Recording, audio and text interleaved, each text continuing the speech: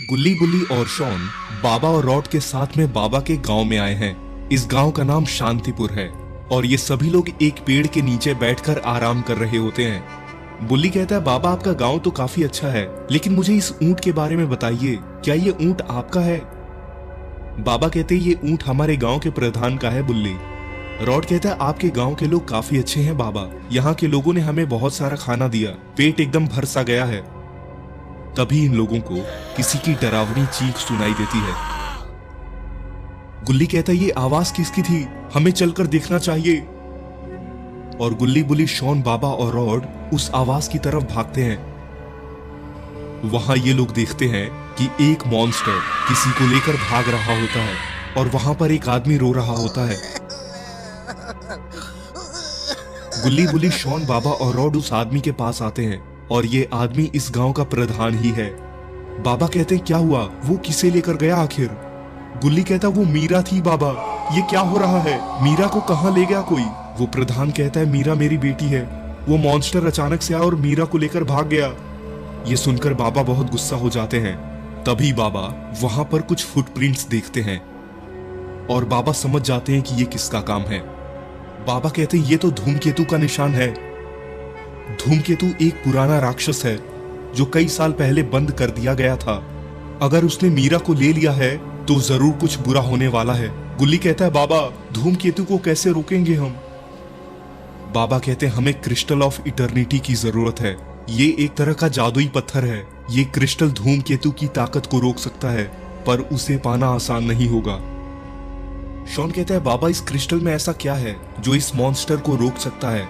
बाबा बताते हैं कि धूमकेतु ने अपनी ताकत के लिए एक क्रिस्टल को छुपा दिया था और अगर उस क्रिस्टल को कोई पा लेता तो वो धूमकेतु को रोक सकता था और हमें उस क्रिस्टल को पाना होगा।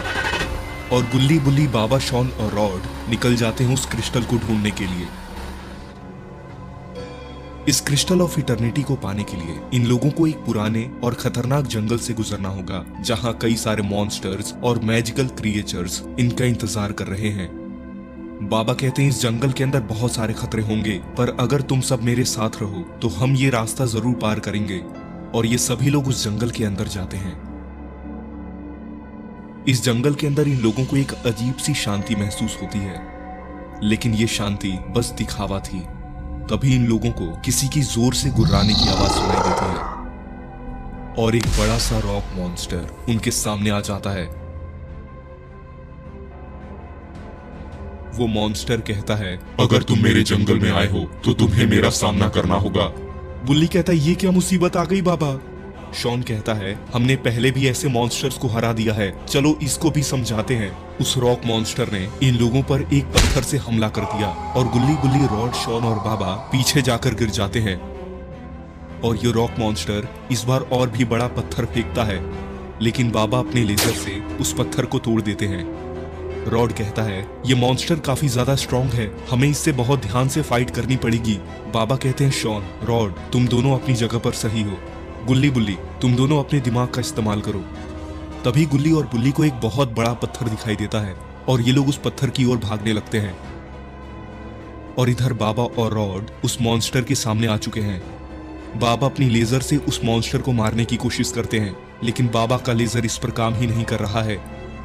तभी रॉड अपनी शक्तियों से एक बड़ा सा आइस बनाता है और उस मॉन्स्टर पर फेंक देता है, लेकिन वो रॉक मॉन्स्टर एक रॉक से उस बर्फ को तोड़ देता है। शॉन कहता है, बाबा आपकी शक्तियां और रॉड की शक्तियां इस पर काम नहीं कर रही हैं। मुझे लगता है इस रॉक मॉन्स्टर को पत्थरों से ही मारा जा सकता है। और गुल्ली और बुल्ली उस बड़े से स्टोन को उस मॉन्स्टर के ऊपर फेंक देते हैं और वो रॉक मॉन्स्टर उस बड़े से पत्थर के नीचे आकर मारा जाता है। शॉन कहता है, देखा आपने बाबा, गुल्ली और बुल्ली ने कमाल कर दिया। बाबा कहते हैं, बहुत अच्छे गुल्ली और बुल्ली, बहुत अच्छा दिमाग लगाया तुम दोनों ने।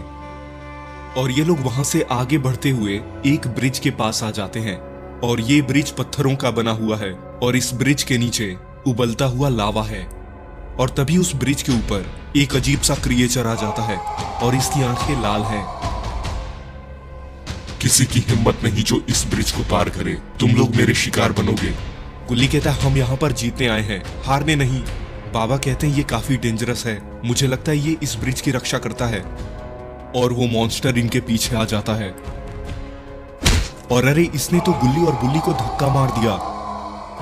बाबा ये देखकर सदमे में जा चुके हैं।